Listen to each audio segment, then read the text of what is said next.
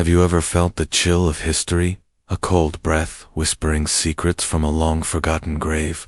What if those secrets were about children, silenced not by death, but by something far more insidious? Today, we delve into a darkness that seeped into the heartland of America, a tale of innocence lost and a truth meticulously buried.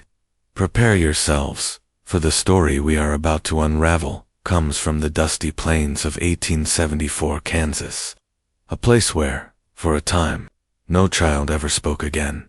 The late autumn wind of 1874 whistled through the skeletal branches of cottonwood trees, carrying with it the crisp scent of dying leaves and the faint, metallic temps of an approaching winter.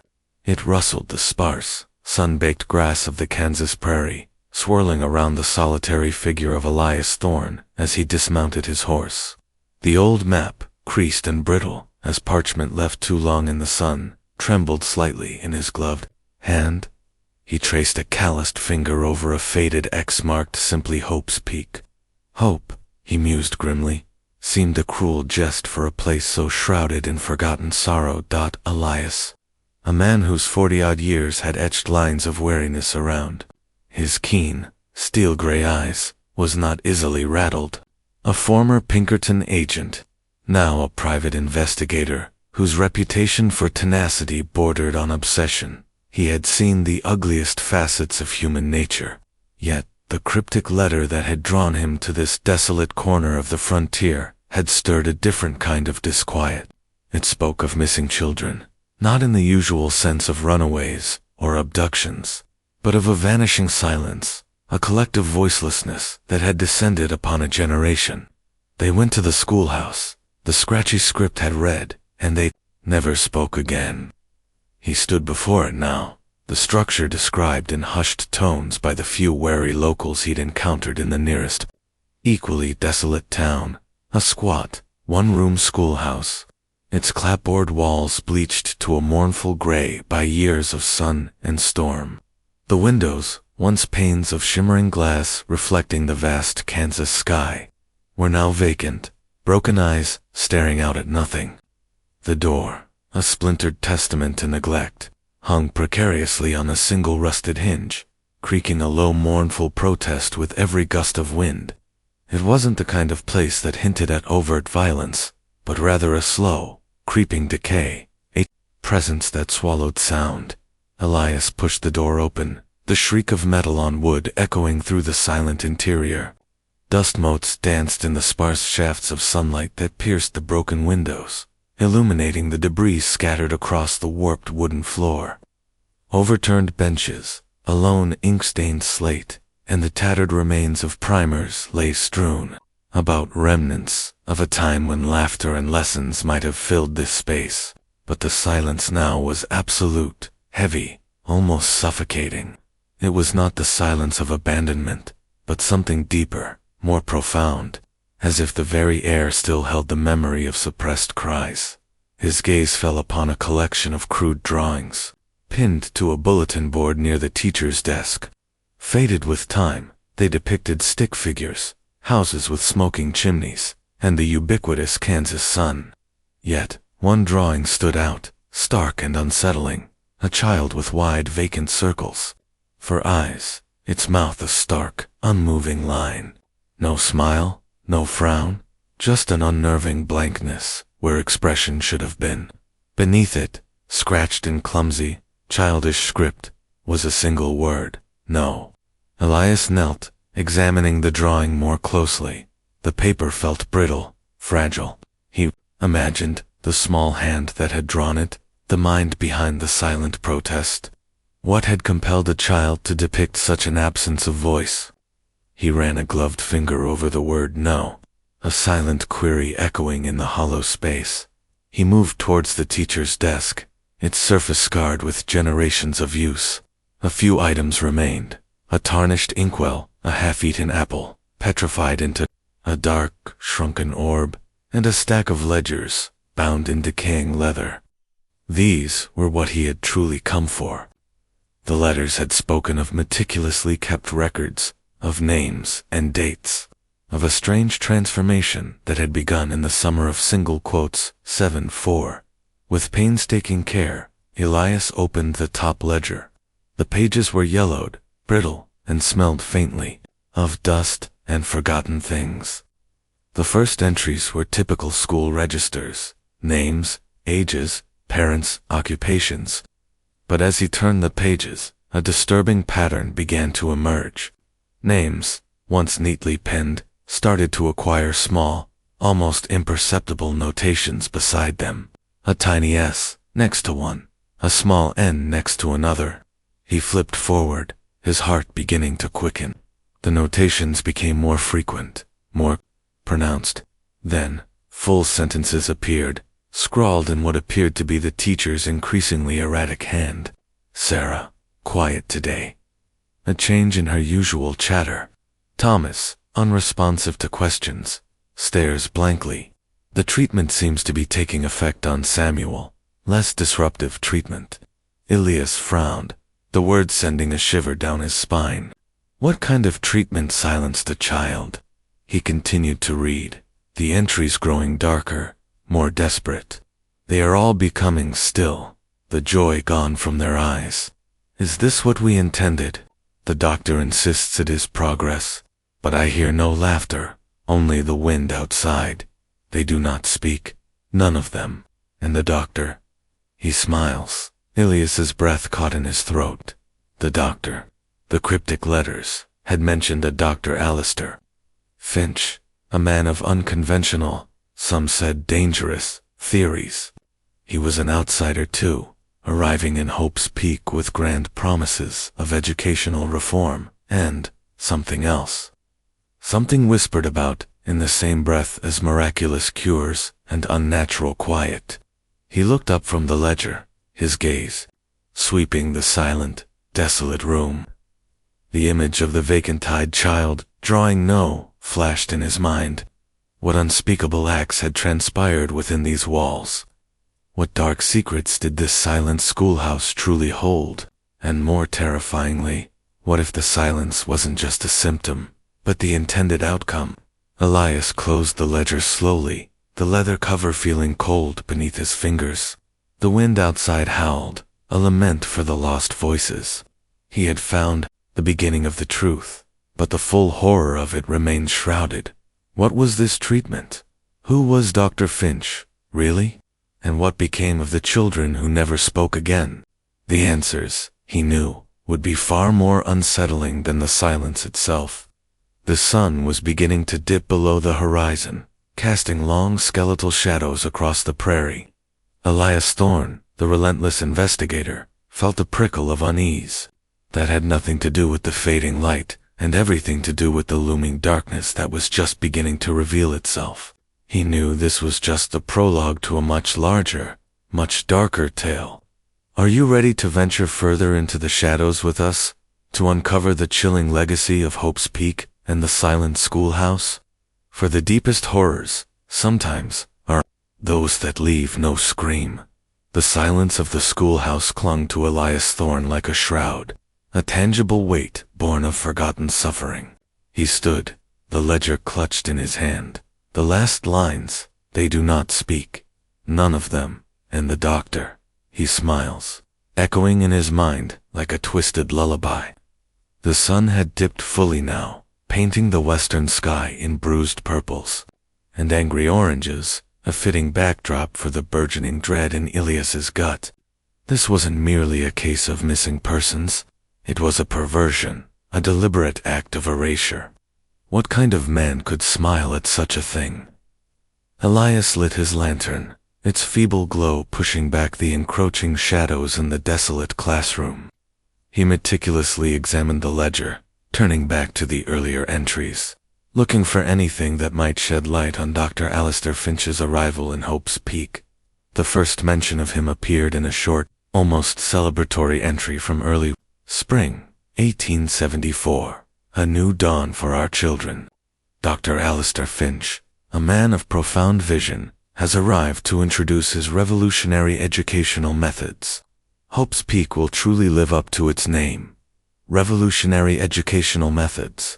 The irony was a bitter taste in Elias's mouth. He imagined the teacher, likely a well-meaning soul, filled with optimism. Oblivious to the insidious nature of the vision Finch brought, what promises had the doctor made? What allure had he spun to convince a small, isolated community to surrender their children to his treatment? He found the teacher's name scrawled on the inside cover, Agnes Miller. Agnes, who had documented the descent into silence, with a growing horror evident in her deteriorating script. What had become of her? Had she witnessed the full extent of Finch's work, or had she too been silenced? Elias moved to the teacher's desk again, running his fingers over the worn wood. He noticed a small, intricately carved wooden box tucked away in a shallow drawer, almost hidden from view. He pulled it out. It was a simple, unadorned box, perhaps meant for small keepsakes. Inside, nestled on a bed of faded velvet, lay a tarnished silver locket and a single, pressed forget-me-not. Beneath them, folded neatly, was a letter written on thin, delicate paper. He unfolded it gently, the paper crackling like dry leaves. The script was elegant, refined, utterly unlike Agnes Miller's later desperate scrawls. It was dated January 1874, a few months before Finch's arrival. "My dearest Agnes," it began, "I pray this letter finds you well and your spirit buoyant amidst the vastness of Kansas. I confess, the city holds little allure for me these days. My research has taken a turn, Agnes, a profoundly exciting one. I believe I am on the precipice of unlocking the very secrets of the mind, particularly the volatile, unpredictable nature of youthful emotion. Imagine a world where the tumultuous passions of childhood are channeled, refined, brought into perfect, silent order. It will be a true advancement for humanity, a quiet revolution. I have found a place, far from prying eyes, where I can conduct my work undisturbed. A small, receptive community, eager for progress. They are calling it the Hope's Peak Project. I require a meticulous observer, someone with your patience and dedication to document the nuances. Will you join me? Your contribution would be invaluable. AFAF, Dr. Alistair Finch." The letter confirmed his suspicions. This was not a medical doctor in the conventional sense, but a man obsessed, driven by a disturbing vision of control. Perfect, silent order. The words resonated with a sickening clarity now. He wasn't trying to cure speech impediments. He was trying to eradicate what he perceived as the volatile, unpredictable nature of youthful emotion by striking at its very foundation, expression. Elias reread the letter, paying particular attention to the phrase, "far from prying eyes." This was a deliberate choice, a calculated retreat to an isolated locale where his research could flourish unchecked. And Agnes Miller, a meticulous observer. She was meant to be his chronicler, not his victim, yet she had become something akin to it, caught in the web of his ambition. He closed his eyes for a moment, picturing the scene, Finch, charming and persuasive, painting a picture of disciplined, focused children, free from the distractions of impulse. And Agnes, perhaps lonely, perhaps genuinely believing in the promise of improvement, agreeing to part. What a grim betrayal. He stood up, the lantern light dancing across the dusty room. The methodical nature of Finch's evil was more chilling than outright brutality. It was a cold, calculated dissection of the human spirit, a surgical removal of agency. This wasn't about financial gain, not directly. It was about control, about shaping humanity to a perverse ideal. Elias knew he couldn't stay here forever. He needed to retrace Finch's steps, to find out what happened to Agnes, and more importantly, what happened to the children. Where were they taken after they never spoke again? Had they simply vanished into the vastness of the prairie? Or were they still held somewhere, living monuments to Finch's chilling success?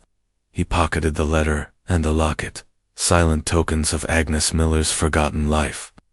As he stepped out of the schoolhouse, the night sky was a vast, inky canvas, studded with a million indifferent stars. The wind had picked up, carrying with it a faint, almost imperceptible sound from the distance, a rhythmic, mechanical hum, or perhaps just the creak of an old windmill turning in the wind. But it was enough to prickle the hairs on the back of his neck. Finch had chosen this isolation for a reason. There were no witnesses, no immediate consequences. He had operated with impunity, masked by the guise of scientific progress and the blind trust of a desperate community.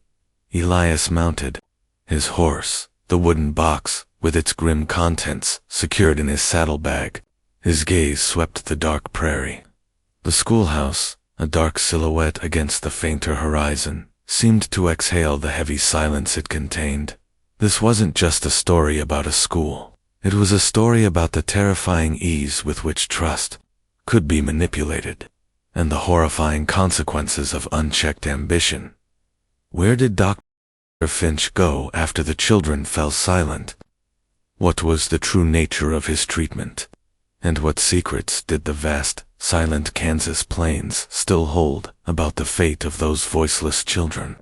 The answers, Elias knew, lay buried deep, but he was a man who specialized in unearthing uncomfortable truths. He spurred his horse forward, leaving the silent schoolhouse behind, but carrying its chilling echo within him, resolved to follow the faint, unsettling hum he thought he'd heard, into the heart of the darkness. The hunt for Dr. Finch, and the truth of Hope's Peak, had truly begun. Join us as Elias delves deeper into this historical nightmare, where the lines between cure and cruelty blurred into an unspeakable horror. The rhythmic hum, almost imperceptible at first, grew subtly louder as Elias Thorne rode further into the deepening night.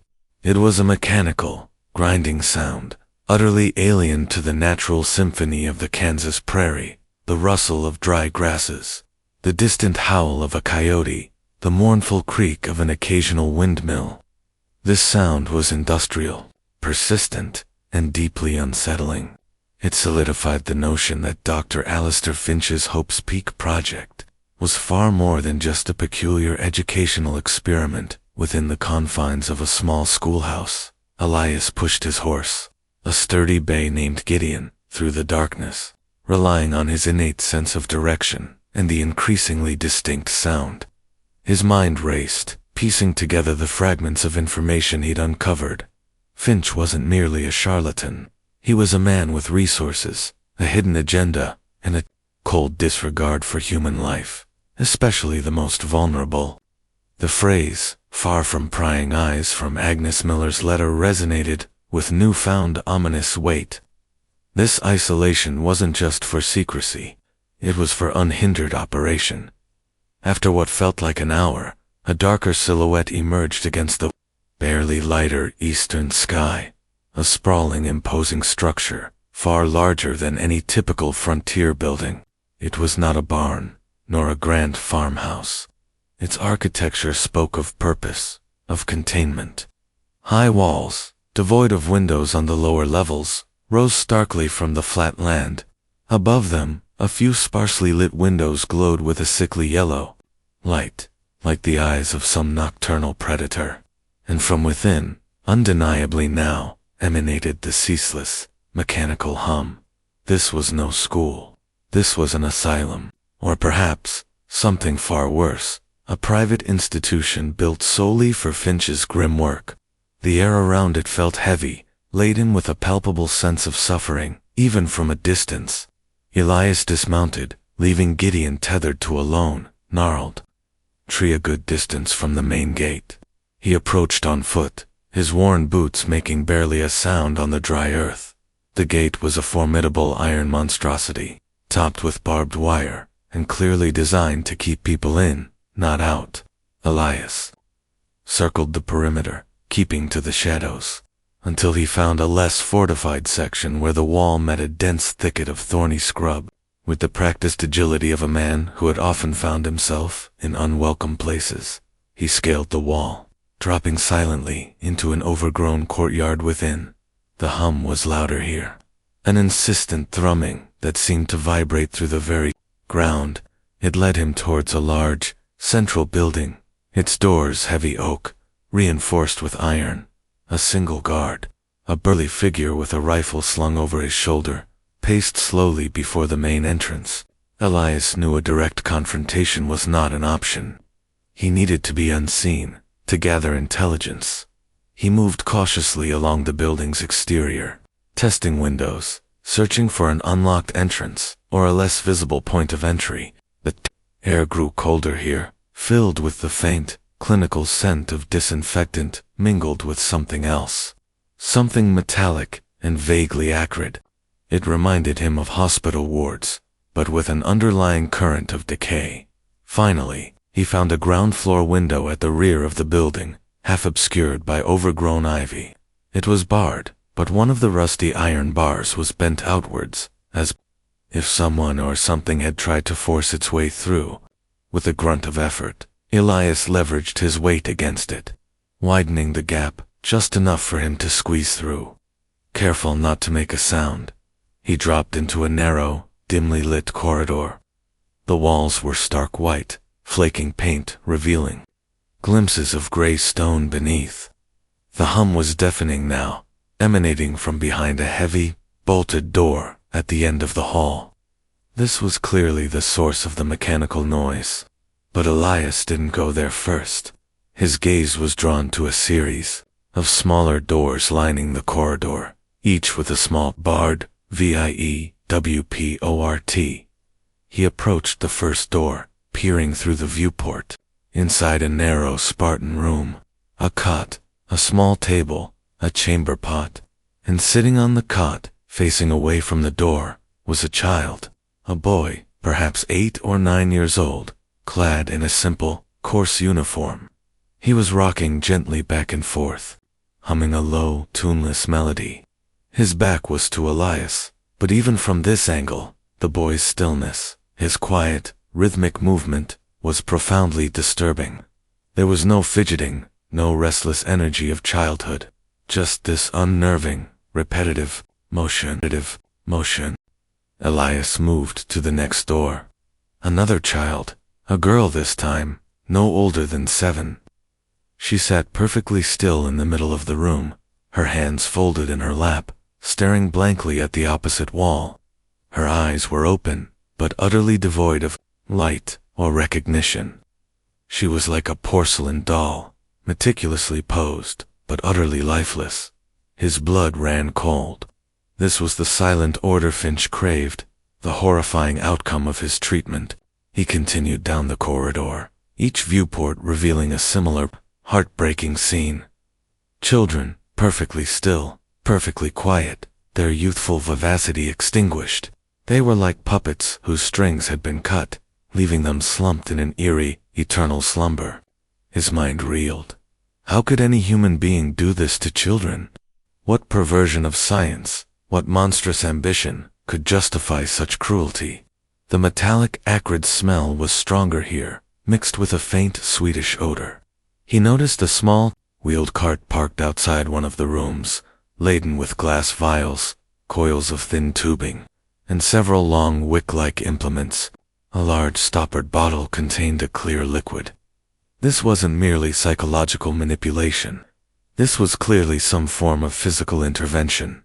Drugs, chemicals. What horrific concoctions had Finch been administering? He pressed his ear against the door of the last room, the hum from the bolted chamber growing louder, more insistent. He heard a faint, high-pitched worry sound, punctuated by occasional clunks and clicks. Finch was here, undoubtedly, and his patients were all around. Elias straightened up, his face grim.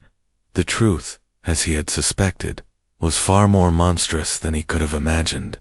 These children weren't merely quiet, they were emptied. Their spirits, their very essence, had been systematically stripped away. This asylum was a living tomb, a monument to a twisted ideology. He needed to get inside that bolted room. He needed to find Finch, but more importantly, he needed to find out if there was any hope left for these silent, living shells. What had Finch done to them? Could it be reversed? Or were these children truly lost forever? The thought fueled a cold, burning rage within him, pushing aside his usual investigative detachment. This wasn't just a case. It was an atrocity. The metallic hum pulsed through the walls, an unnerving heartbeat to the asylum's dark secrets. Elias took a deep breath, steeling himself. The real horror, he knew, was just behind that bolted door. Are you prepared to face it with us, as we uncover the true machinery of Dr. Finch's depravity and the fate of the silent children of Hope's Peak? The relentless, rhythmic hum reverberated through Elias Thorne's very bones as he approached. The bolted door at the end of the corridor. It was the sound of a machine, cold and indifferent, operating in defiance of all natural order.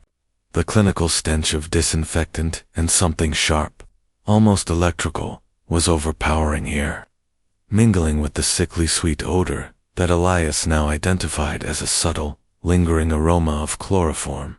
This was not a place of healing. It was a factory of quiet despair. He tried the heavy oak door. It was solid, unyielding, clearly designed to withstand force. Retreating a few steps, Elias scanned the corridor. No visible latches, no keyholes on the outside. This door was meant to be accessed only from within, or perhaps with a specific, heavy-duty key. His gaze fell upon a small, crudely fashioned, service hatch near the floor, typically used for ventilation, or perhaps delivering food to an isolation cell. It was barely large enough for a slender man to squeeze through, certainly not for someone of Elias's build. He heard a faint clinking sound from beyond the bolted door, followed by a low murmur of voices. Finch was in there, and he wasn't alone. Elias had to get inside.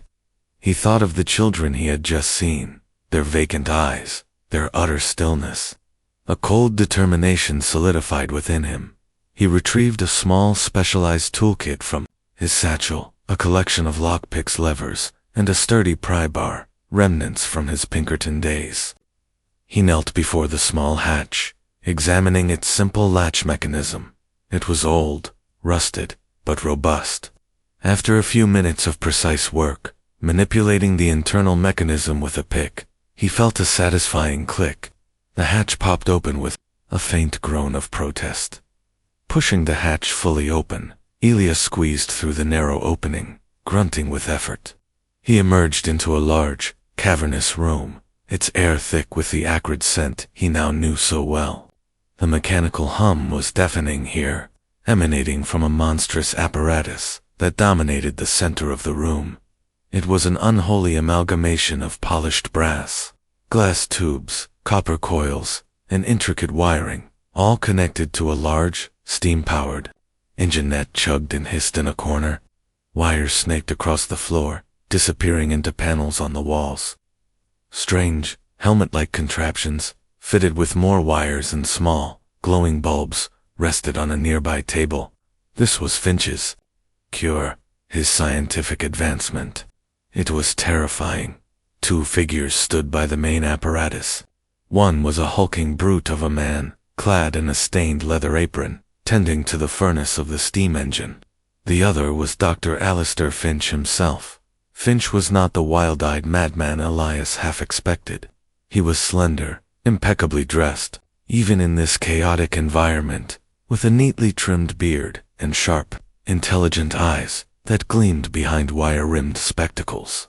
He exuded an air of detached intellectualism, observing a series of dials and gauges on the machine with an almost clinical fascination. There was no overt cruelty in his demeanor, which made his actions all the more chilling. He looked less like a monster and more like a visionary, albeit one whose vision was profoundly twisted. "Excellent, Arthur," Finch said, his voice surprisingly calm, almost melodic, despite the machine's roar. "The pressure is stable. We are almost ready for the next phase." Elias quickly ducked behind a stack of wooden crates, grateful for the shadows. He needed to observe, to understand. He watched as Arthur, the brute, adjusted a series of valves on the machine. Steam hissed, and the brass tubes glowed faintly with an internal luminescence. Finch picked up one of the helmet-like contraptions. "The neural dampener," he murmured, almost to himself, as if rehearsing a lecture. a masterpiece of precision.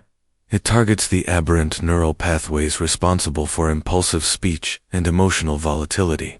A gentle suppression, you understand. Not destruction, but redirection. We are simply guiding them towards a more harmonious existence. Elias felt a surge of nausea. A gentle suppression that left children hollowed out, empty shells. The sheer audacity of his self-deception was staggering.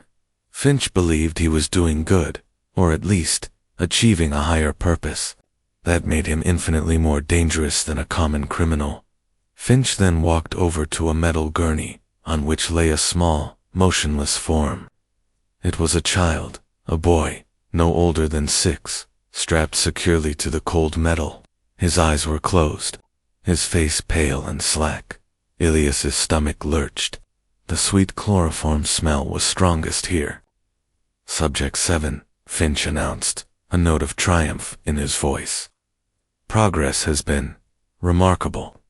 Initially resistant, but the deeper sessions have yielded profound results. Soon, he will be ready for reintroduction into society, a testament to the efficacy of the Hope's Peak method. Arthur, the assistant, approached the gurney, carrying a vial filled with the clear liquid Elias had seen earlier. He deftly injected a small amount into a tube connected to a needle in the boy's arm. The boy remained motionless. The sedative ensures minimal distress during the initial conditioning, Finch explained, picking up a smaller, intricate device resembling a polished tuning fork.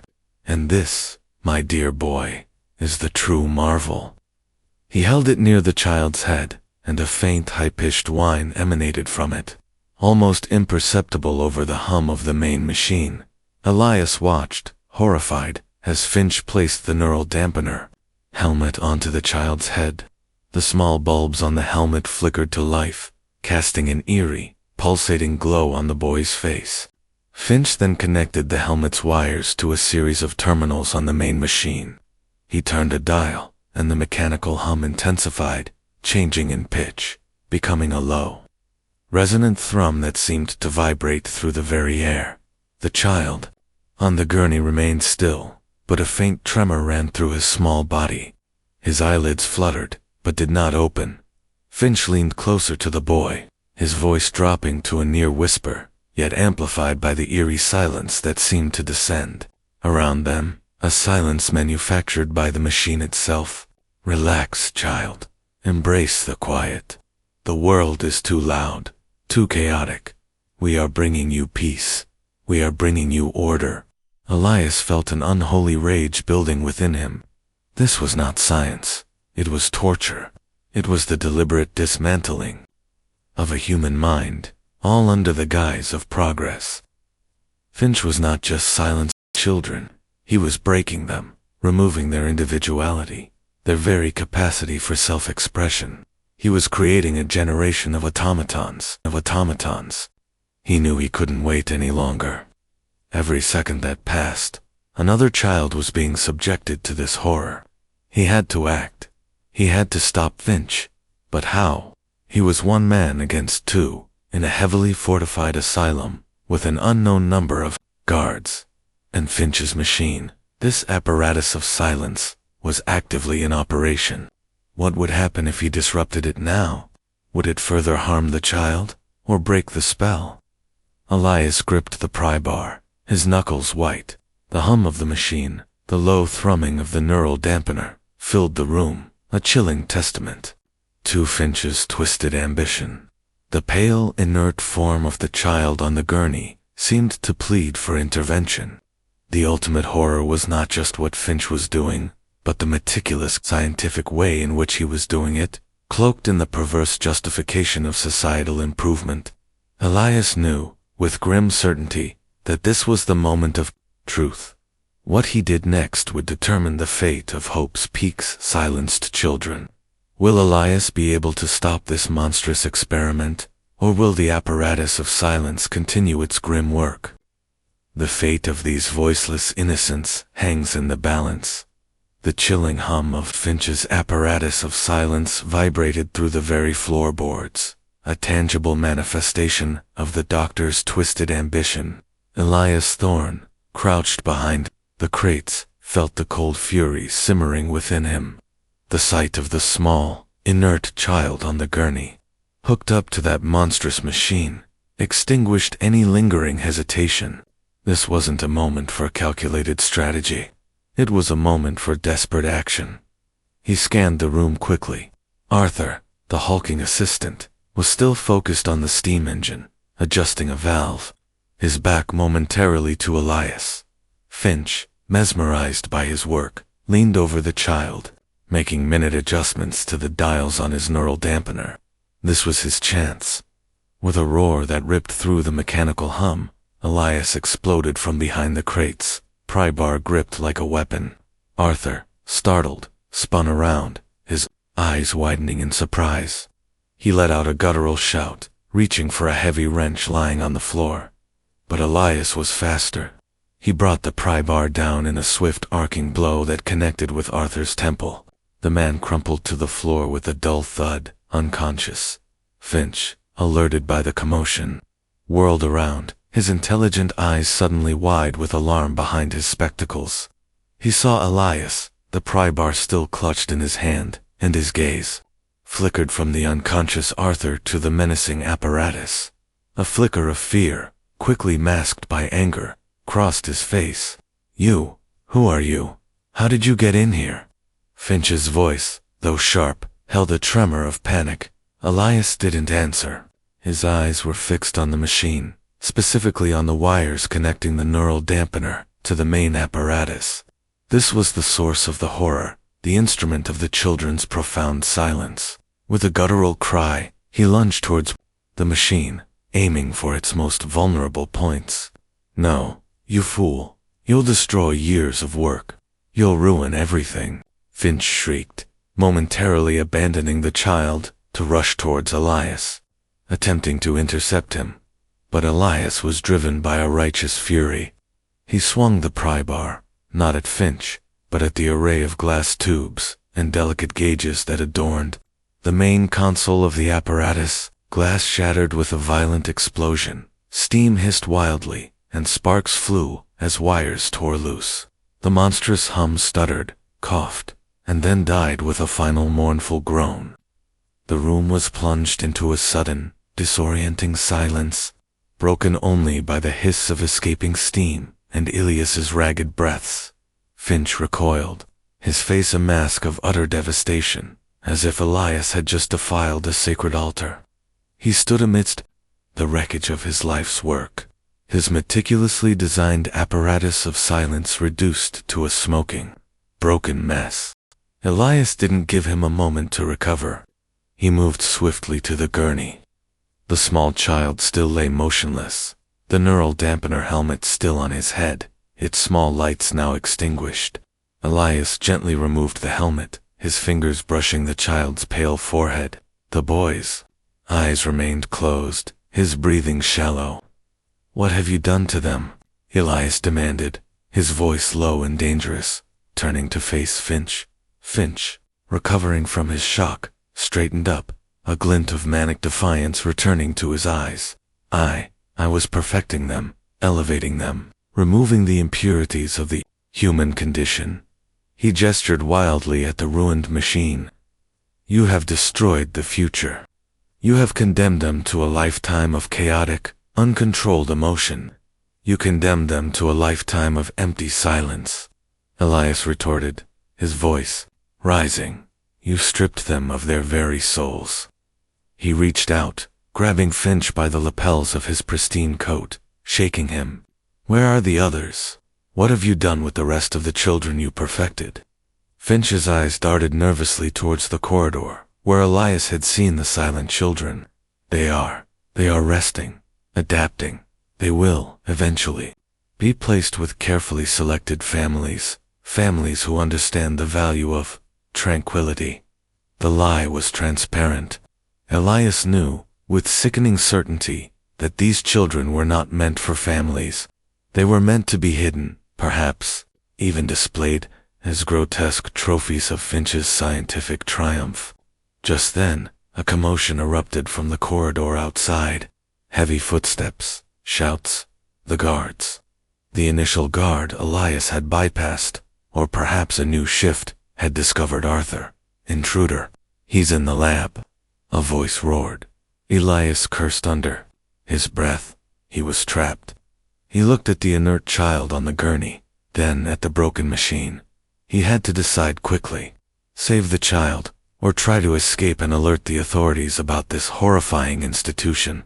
But if he left, what would happen to these children?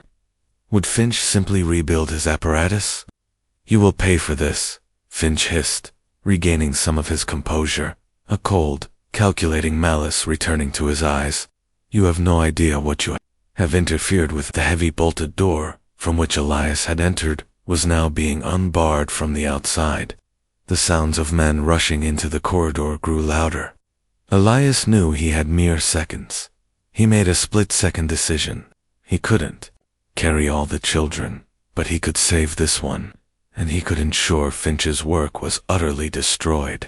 He reached for a glass vial filled with a volatile, highly flammable liquid that had been part of Finch's setup, likely an accelerant for some part of the process. You'll regret this, Finch snarled, lunging at Elias. Elias sidestepped, pushing Finch hard against the now silent steam engine. He then smashed the vial against the broken machinery, dousing the exposed wires and scattered components. With a swift movement, he grabbed a discarded lantern from a nearby table, one that had miraculously survived his initial rampage. He smashed its glass against the floor, exposing the wick, and threw it onto the liquid-drenched apparatus. Flames erupted instantly, bright and hungry, licking at the brass and wood, consuming the last vestiges of Finch's monstrous creation. The heat was immediate and intense. Smoke billowed upwards, quickly filling the room. My work. Glorious work, Finch screamed, his eyes wide with a desperate madness as he stared at the inferno consuming his apparatus. The bolted door burst open, and two armed guards, their faces grim, stormed into the room, rifles raised. They took in the chaotic scene, the unconscious Arthur, the enraged Finch, Elias standing amidst the flames, and the small, strapped child on the gurney. Hands up, don't move, one of the guards yelled, aiming his rifle at Elias. Elias ignored them. He had to get the child out. He quickly unstrapped the boy from the gurney, carefully lifting his small, fragile body into his arms. The boy was feather-light, terrifyingly still. He's escaping with one of the subjects, Finch shrieked, pointing at Elias. Stop him. Don't let him leave. Elias clutched the child close, the boy's head lolling against his shoulder. The heat from the rapidly growing fire was becoming unbearable. The smoke stung his eyes. He had unleashed chaos, but he had also struck a blow against an unspeakable evil. He had shattered the apparatus of silence, but what about the silence within the children themselves? Could it ever be broken? As the guards advanced, their rifles aimed, Elias knew his escape would be perilous, and the boy's fate utterly uncertain. Would he make it out of the burning asylum with the child? And even if he did, what hope lay for a child whose voice, whose very spirit, had been deliberately stolen? The answers were lost in the roar of the flames, and the chilling silence of a stolen childhood. The acrid smell of burning wood and singed metal clawed at Elias Thorne's throat, a visceral reminder of the chaos he had unleashed. The laboratory, once a monument to Dr. Finch's chilling ambition, was now an inferno, its flames licking hungrily at the ceiling.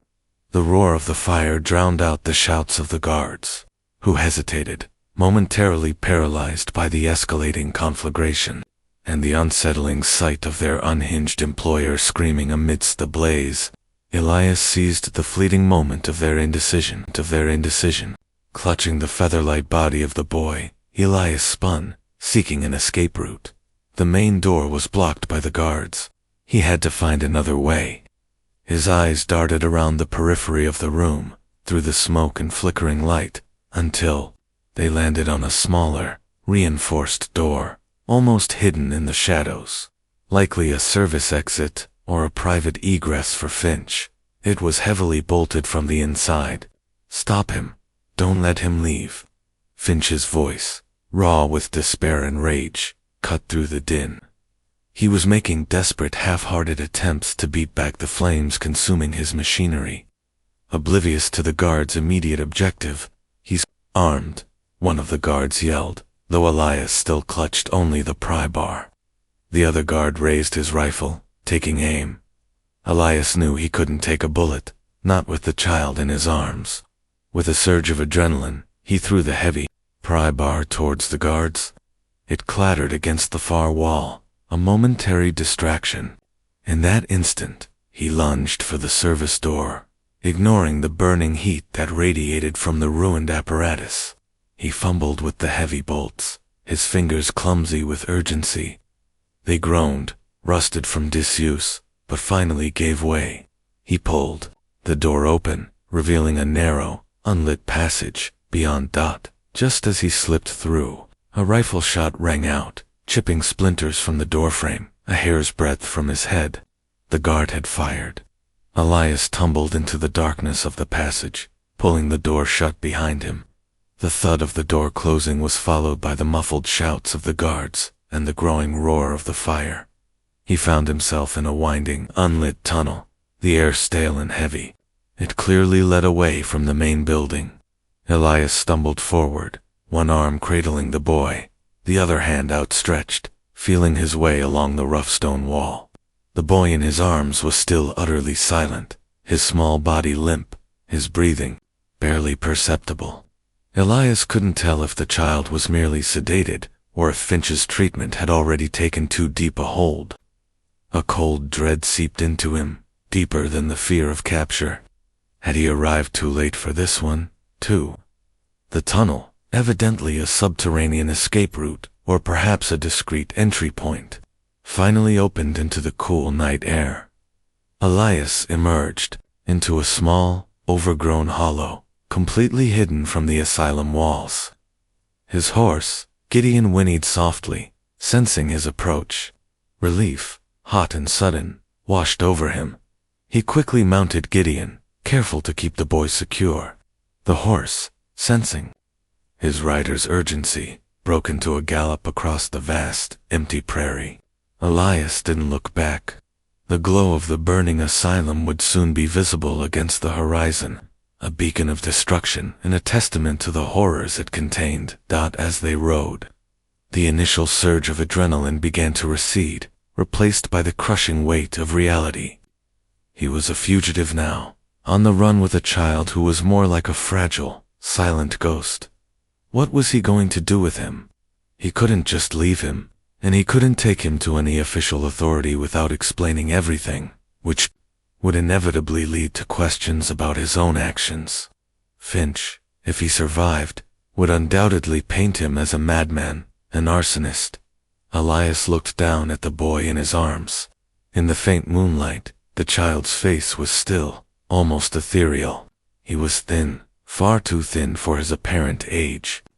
There was no flicker of expression, no movement, nothing to indicate the vibrancy of a normal child. He tried speaking to him, a soft, coaxing murmur. "Hey there, little one. You're safe now. Can you hear me?" There was no response. The boy's eyes remained closed, his face impassive.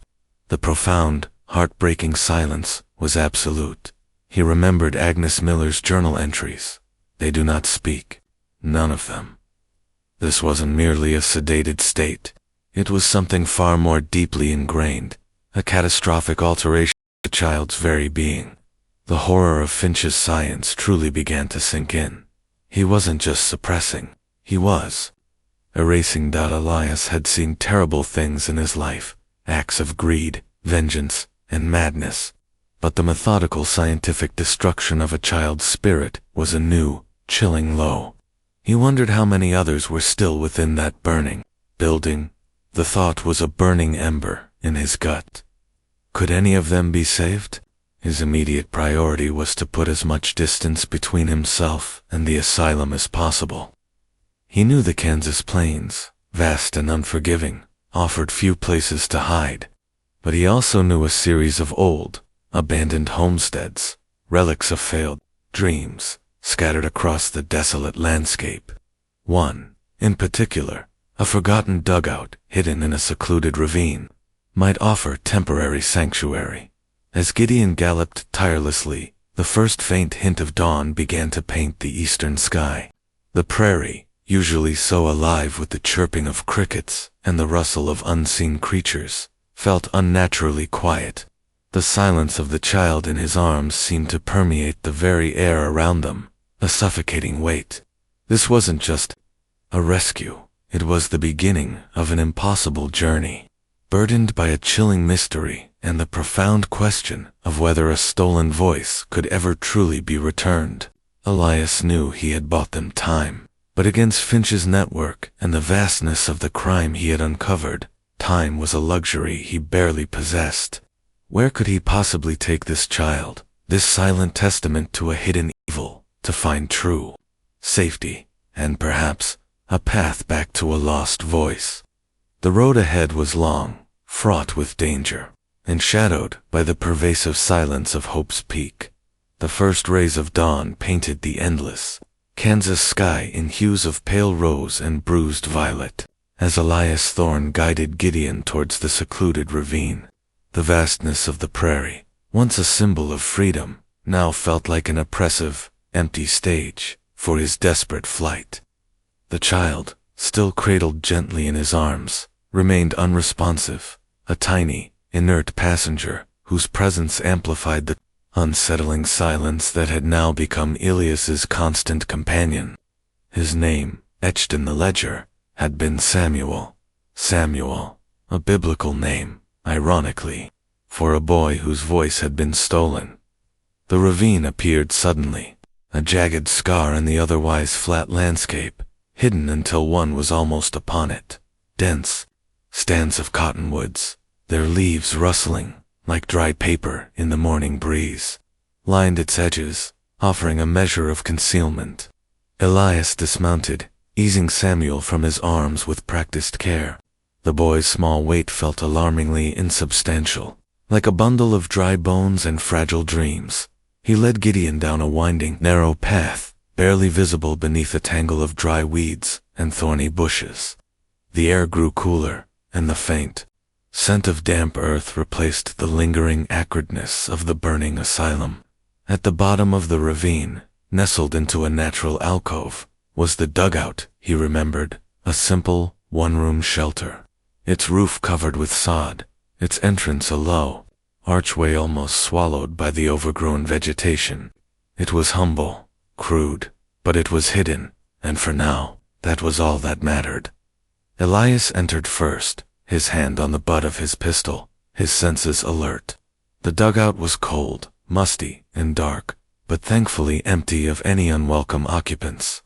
He brought Samuel inside, laying him gently on a makeshift bed of old, dusty blankets he found piled in a corner. The boy lay perfectly still, eyes still closed, his breathing shallow but steady. Elias felt for a pulse, faint, but there. He was alive, but barely more than that. He rummaged through his saddlebag, pulling out a canteen of water and a piece of dried jerky. He tried to coax a few drops of water onto Samuel's lips. The boy didn't stir, his mouth remaining tightly shut.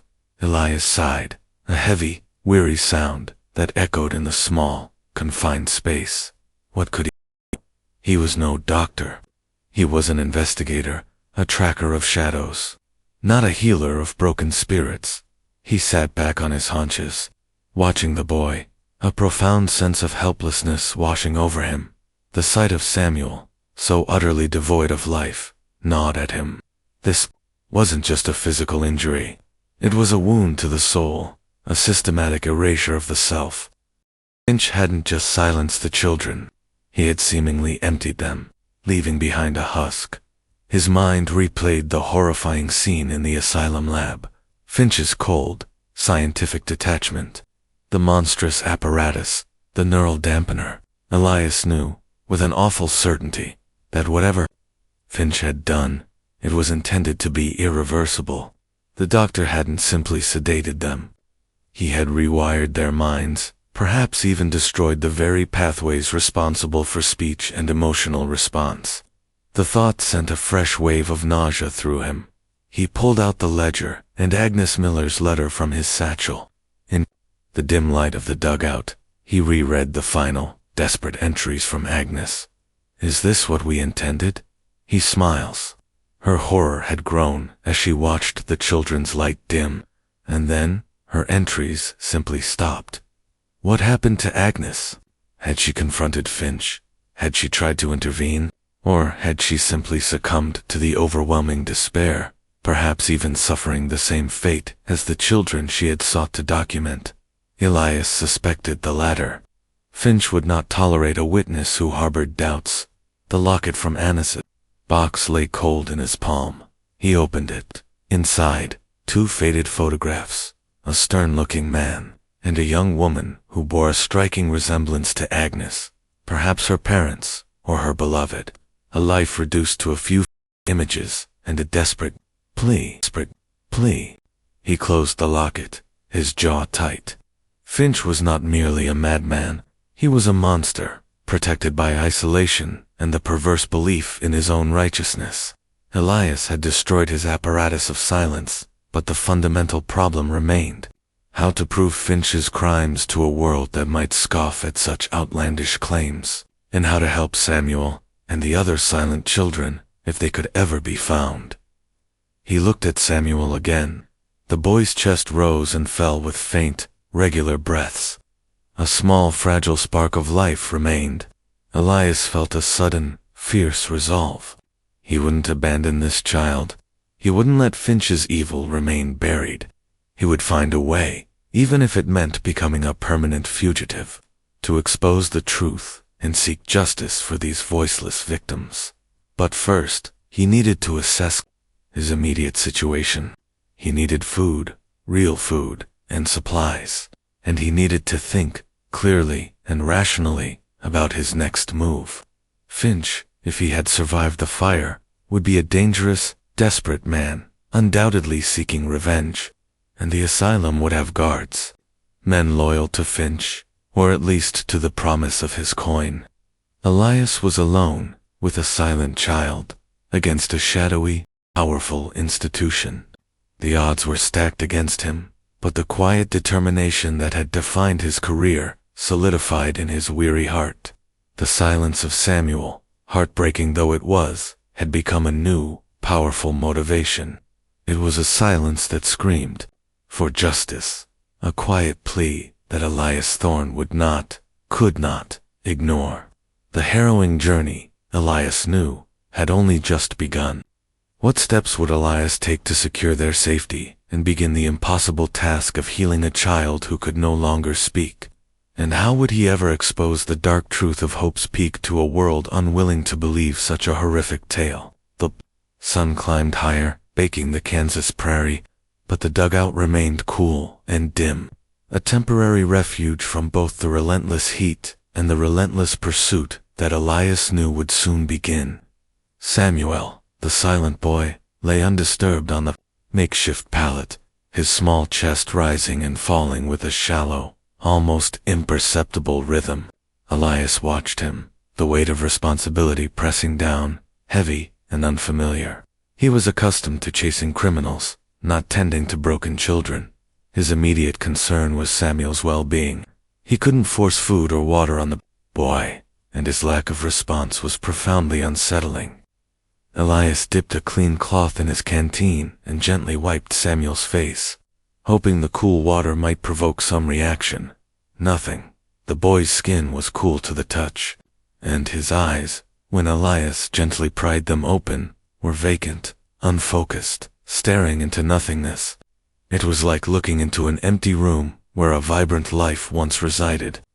"Samuel," Elias whispered, his voice rough with fatigue and worry. "Can you hear me, son?" He tried a different approach, holding a finger up and moving it slowly, hoping to track eye movement. Still nothing. The stillness was absolute, chilling. It was beyond mere sedation. It was a profound, terrifying absence.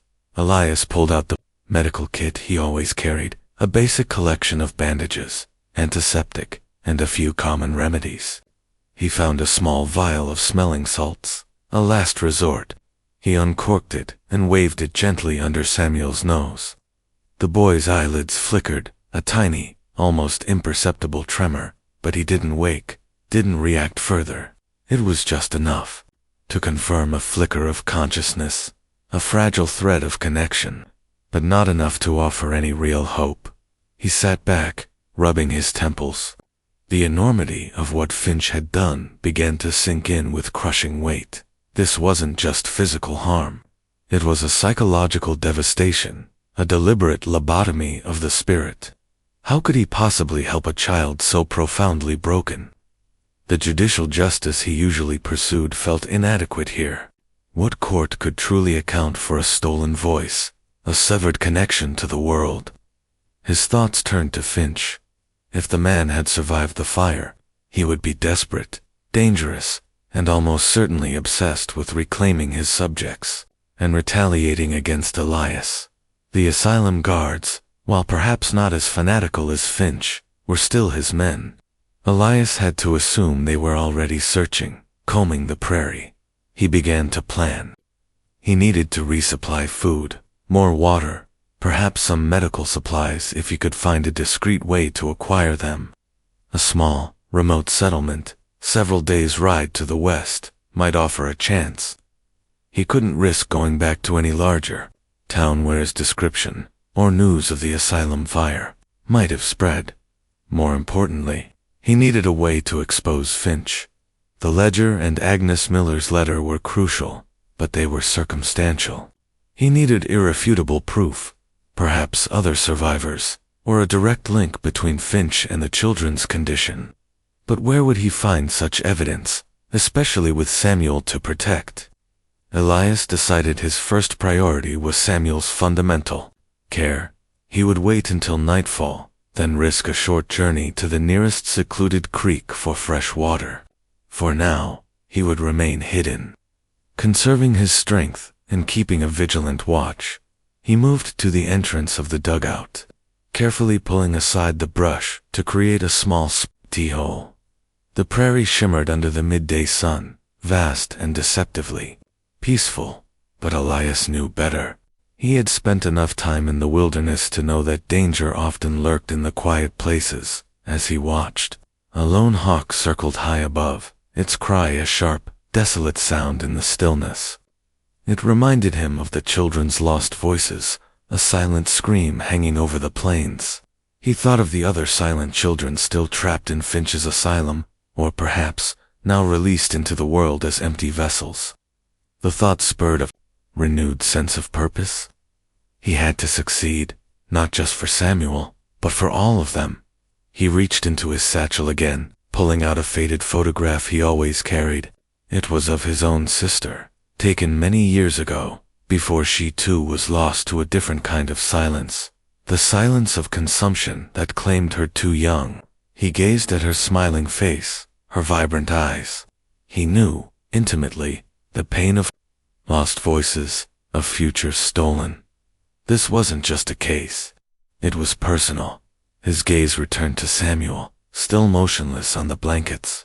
The boy was a symbol, a living testament to the dark capabilities of humanity when unchecked ambition and twisted ideology took root.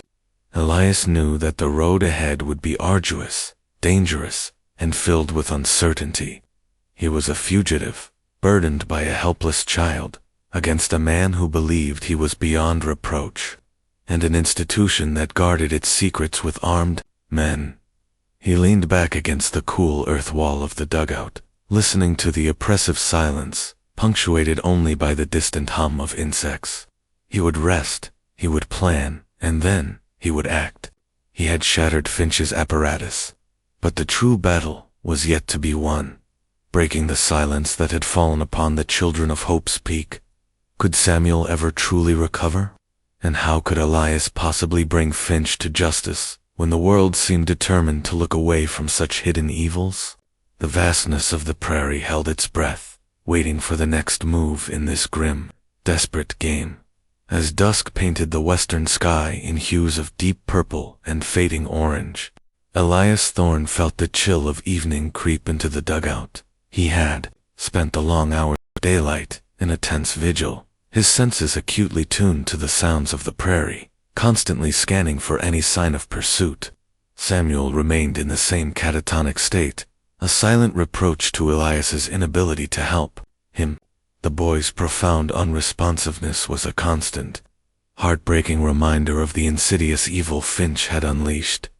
Elias had managed to find a small, brackish pool of water in a deeper part of the ravine, enough to refill his canteen and offer a few more drops to Samuel, which the boy still did not consciously ingest. He had also set a few crude snares, a desperate attempt to secure some fresh meat, though his luck had yet to turn. The reality of their situation was stark.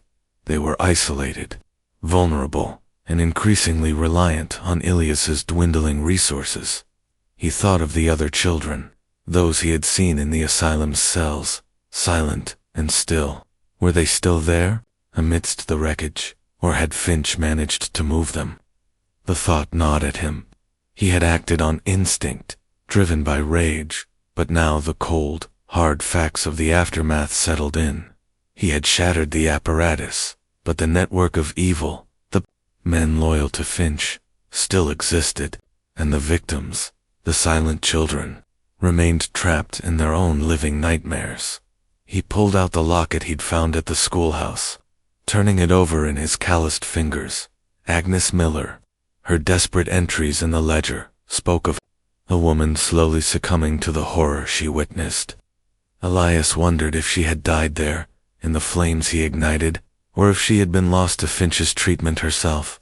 He traced the outline of the two figures in the locket, a man and a woman, perhaps her parents or a lost love. Agnes had sought to document, to bear witness. Elias felt a kinship with her, a shared burden of bearing witness to a truth too terrible for ordinary comprehension. The silence of the dugout was punctuated only by the distant hoot of an owl and the soft rustle of wind through the cottonwood trees above. It was a pervasive quiet, far more unnerving than any sound. He thought of the town of Hope's Peak, just a name on a map now, a place that had implicitly, perhaps unknowingly, sanctioned Finch's reign of terror. How could a community be so blind, so trusting? Finch's ability to operate far from prying eyes was not just geographical, it was also psychological. Preyed on ignorance, on hope for a better future for challenging children, twisting it into something monstrous. As darkness fully enveloped the ravine, Elias began to feel the heavy weight of exhaustion. He hadn't truly rested since discovering the first ledger. Sleep, however, felt like a dangerous luxury. He positioned himself near the dugout's entrance, his pistol within easy reach, his eyes scanning the blackness outside. A faint sound broke the stillness. Not a natural sound of the prairie, but a rhythmic thudding, growing steadily closer. Hoofbeats. More than one horse. Ilias's heart hammered against his ribs. They had found him. Or at least, they were searching, and getting dangerously close. He, quickly, but gently, moved Samuel deeper into the dugout, covering him with more blankets, hoping to conceal his presence. He then drew his pistol, taking up a defensive position just inside the entrance, blending into the shadows. His gaze was fixed on the narrow path leading down into the ravine. The hoofbeats grew louder, accompanied by the low murmur of men's voices, Finch's, men, without a doubt. The doctor, Elias realized, with a grim certainty, must have escaped the fire. His vengeance, now coupled with the loss of his life's work, would be absolute. He wouldn't rest until Elias was caught and, no doubt, made to suffer. A sliver of moonlight glinted off metal as a rider paused at the top of the ravine. Silhouetted against the night sky, another joined him. Two men, heavily armed. "He's got to be around here somewhere," one of them grunted, his voice carrying clearly in the night air. "The tracks came this way." "Finch wants him alive," the other said, a cruel edge to his voice. "And the kid, He's furious about the kid. Elias's grip tightened on his pistol. Finch was alive, and he wanted Samuel back. The thought sparked a fresh surge of resolve. He would not let them take this child. He had shattered Finch's apparatus of silence, and he would fight to protect the silent testament he had rescued. The ghost of Hope's Peak was not just in the burning asylum, but in the relentless pursuit, and in the profound, haunting silence of the child he now protected. Elias braced himself, knowing that the confrontation was inevitable. The future, and the possibility of breaking the silence, would be decided in the dark, desolate depths of the Kansas ravine. How would Elias, alone and outnumbered, defend himself and the silent boy from Finch's determined pursuit? The weight of the world and a forgotten tragedy rested squarely on his shoulders. The click of Elias Thorne's pistol echoed loudly in the oppressive silence of the dugout, a stark counterpoint to the growing sounds of Finch's men at the ravine's edge. He squinted into the deepening gloom, his finger hovering over the trigger. Two figures, stark silhouettes against the faint moonlight, began their descent down the narrow path, their boots crunching on the dry earth. These weren't mere hired hands. They were enforcers, instruments of Finch's twisted will. "Come out, Thorne," one of them bellowed, his voice rough. "Finch wants a word with you, and he wants his property back." Elias knew property meant Samuel. A cold fury settled in him. He would die before he let them take the boy. He aimed for the lead man, waiting for him to step into a clearer patch of moonlight. Just as he was about to fire, a faint, almost imperceptible sound reached him from behind. A whisper, it was barely audible, a fragile exhalation of air, not a word, but a sound from Samuel. Elias's head snapped back. He saw the boy, still lying on the blankets, his eyes still closed, but his lips were parted ever so slightly. A single, ragged breath, like a ghost, sighing. The sound, though tiny, struck Elias with the force of a thunderclap.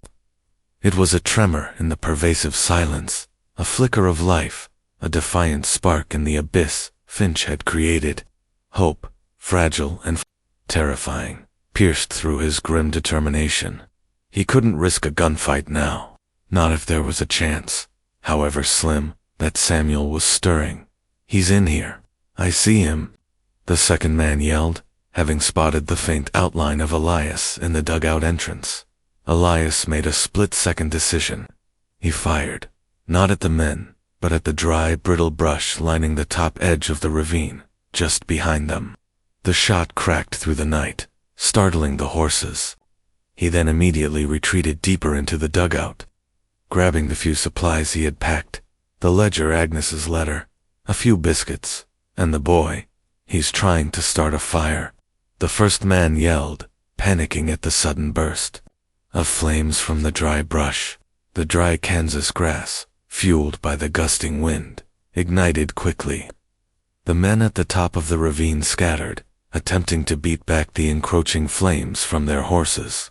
It was a diversion, a desperate gamble. But it bought him time.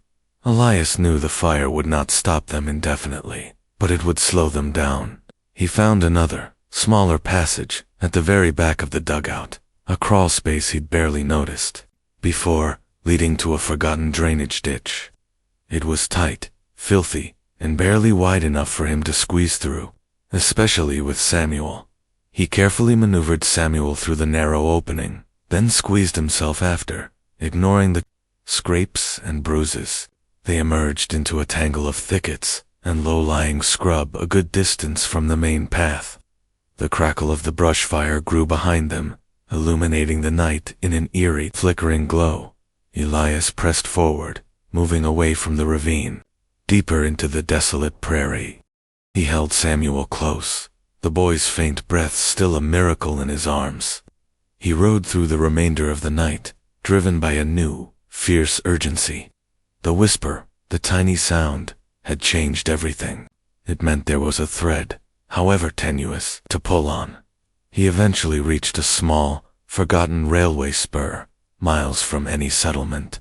A rusty, abandoned boxcar sat on the tracks, a relic of a failed venture.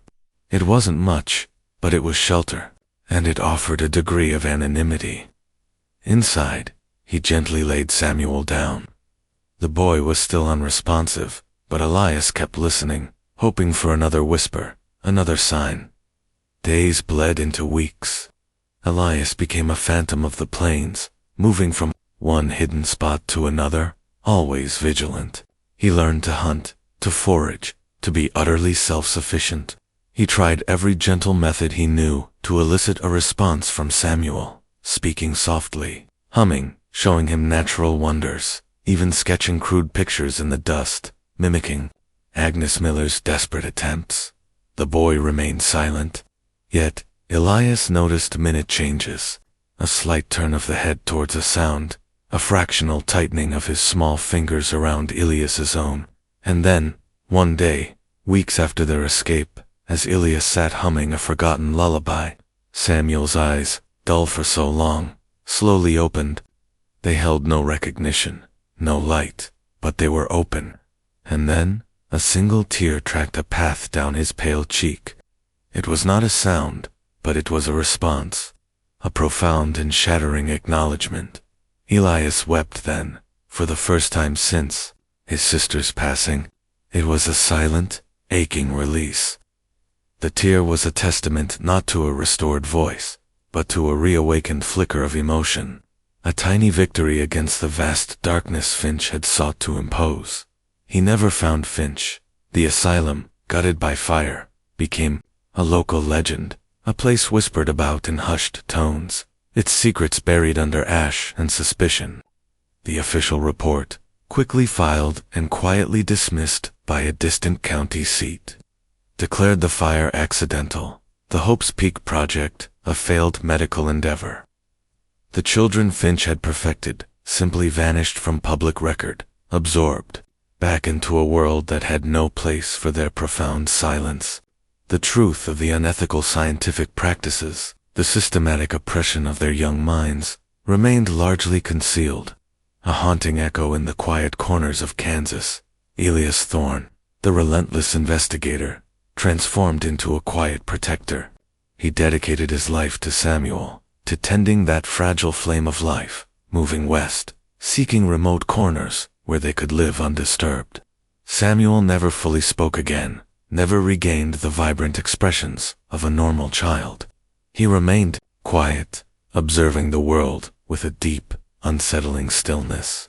But sometimes, in rare moments, a faint hum would escape his lips, or a single tear would fall, silent reminders that a piece of him, however broken, had survived. The story of the silent schoolhouse serves as a grim warning. It reminds us of the dark side of humanity, of hidden evils that fester behind closed doors, cloaked in scientific progress or societal benefit. It speaks to the enduring impact of buried history, of institutional secrecy that allows unspeakable acts to flourish. In the shadows, the children of Hope's Peak were silenced, but their story, their suffering, echoes through time. What happens when we allow unchallenged authority to define what is good for those who cannot speak for themselves? What hidden atrocities might still exist, cloaked in the guise of progress or necessity, in our own world? And are we truly listening for the silent screams, the unspoken pleas of those who have been marginalized and oppressed? The echoes of the silent schoolhouse remind us that true vigilance lies not just in challenging the obvious horrors, but in unearthing the insidious evils that seek to erase the very essence of humanity, leaving behind only the unbroken echo of a whisper. Join us in our next investigation as we continue to shine a light on the darkest corners of human history.